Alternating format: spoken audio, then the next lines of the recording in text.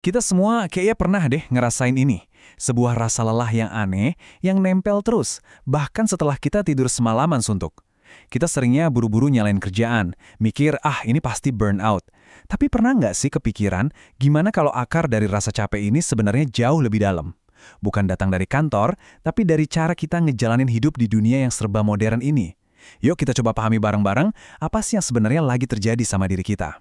Coba lihat gambar ini. Rasanya familiar banget kan? Lagi duduk santai, nggak ngerjain sesuatu yang berat, tapi kepala rasanya penuh sesek, dan badan rasanya berat banget. Kamu mungkin jadi nanya ke diri sendiri, kenapa ya aku capek banget padahal nggak ngapa-ngapain? Kalau kamu pernah ngerasain ini, percaya deh, kamu sama sekali nggak sendirian. Ini perasaan yang umum banget dialami banyak orang sekarang. Hal pertama yang perlu banget kita sadari adalah rasa lelah ini nyata. Ini bukan karena kamu lemah atau kurang usaha, sama sekali bukan. Ini tuh fenomena baru. Sebuah jenis kelelahan yang lahir dari era digital yang bikin kita nyambung terus. Dan ini beda banget dari burnout karena kerjaan yang selama ini kita tahu.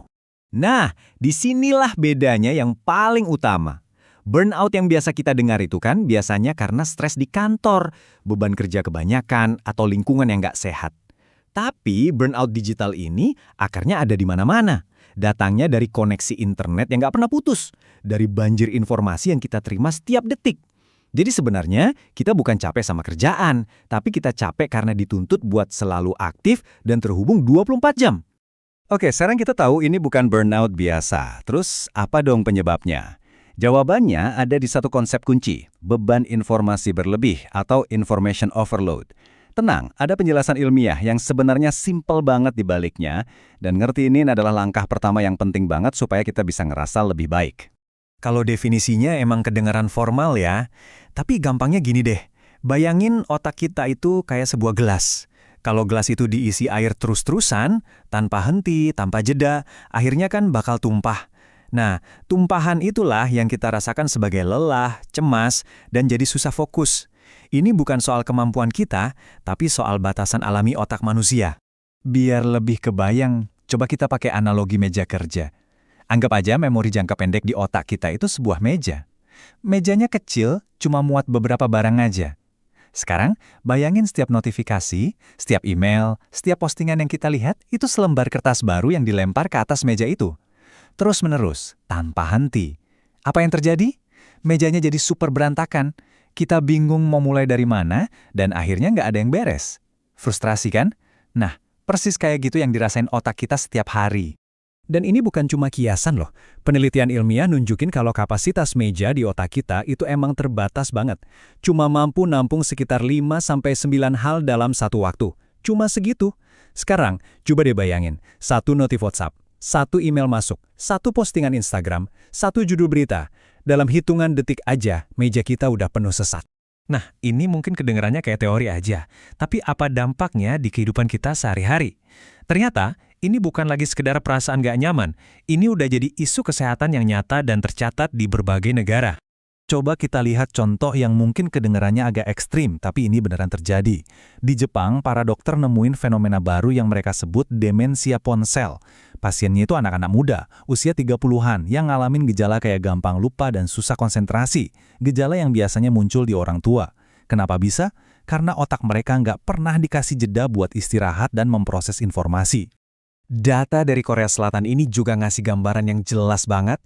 Angka-angka ini tuh bukan sekedar statistik, ini cerita tentang manusia. Artinya semakin kita dituntut buat terhubung secara digital di pekerjaan, risiko kita buat ngerasa cemas dan nggak bisa tidur malam itu naik lebih dari 2 kali lipat. Ini dampak yang serius banget buat kesehatan mental kita. Kalau di Indonesia, kita punya medan perang yang khas banget, grup WhatsApp. Mulai dari grup keluarga, kerjaan, RT, sampai grup alumni SD. Niatnya sih buat silaturahmi, tapi seringkali malah jadi sumber stres. Ada perasaan nggak enakan kalau nggak cepet bales, takut dianggap nggak peduli. Nah, beban nggak kelihatan inilah yang diam-diam nyedot energi mental kita tiap hari. Dan yang paling rentan itu generasi muda kita. FOMO atau rasa takut ketinggalan itu bukan sekedar ikut-ikutan. Itu adalah rasa cemas yang terus-terusan muncul pas ngelihat kehidupan orang lain di media sosial. Pikiran kayak, kok hidup dia lebih seru ya? Atau, aku ketinggalan info apa nih? Inilah yang bikin mereka susah tenang dan akhirnya jadi susah tidur. Oke, setelah dengar ini semua, mungkin rasanya jadi sedikit khawatir ya. Tapi tenang, ada kabar baiknya. Kita nggak berdaya kok dalam situasi ini. Ada cara-cara yang simpel banget dan bisa kita lakuin mulai hari ini juga untuk merebut kembali ketenangan kita.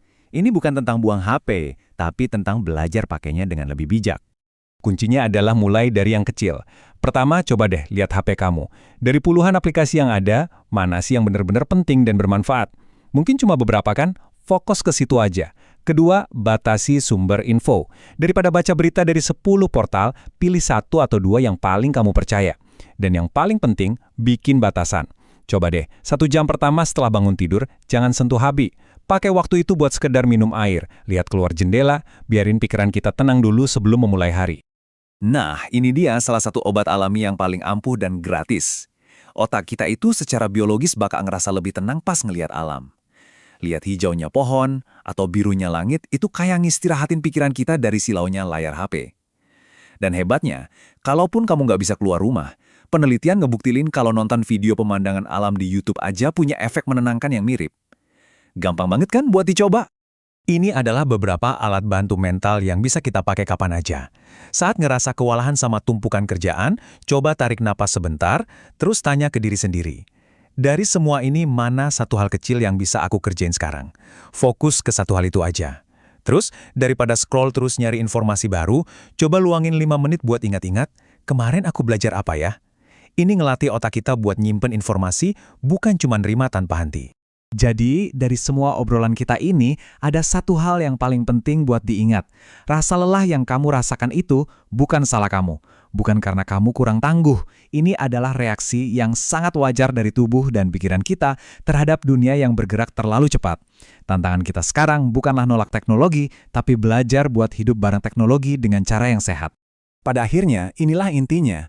Melindungi ketenangan dan fokus kita di tengah dunia yang berisik ini bukan lagi pilihan, tapi sebuah kebutuhan buat menjaga kesehatan mental kita. Pertanyaannya sekarang bukan lagi, apakah ini perlu? Tapi, gimana caranya aku bisa mulai? Mungkin bisa dimulai malam ini, dengan gak megang HP 15 menit sebelum tidur.